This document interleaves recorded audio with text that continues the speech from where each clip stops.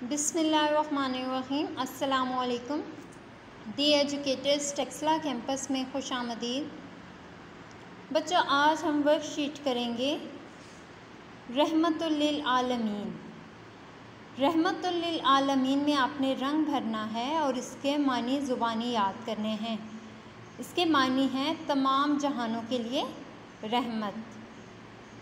सवाल नंबर 2 है हमारे पास।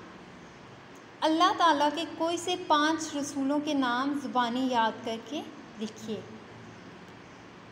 सबसे पहले है हज़रत आदम अलैहिस्सलाम, दूसरे हैं हज़रत नूह अलैहिस्सलाम, तीसरे हज़रत मूसा अलैहिस्सलाम, चौथे हज़रत ईसा अलैहिस्सलाम और आखिरी हैं हज़रत मोहम्मद सल्लल्लाहु अलैहि वसल्लम।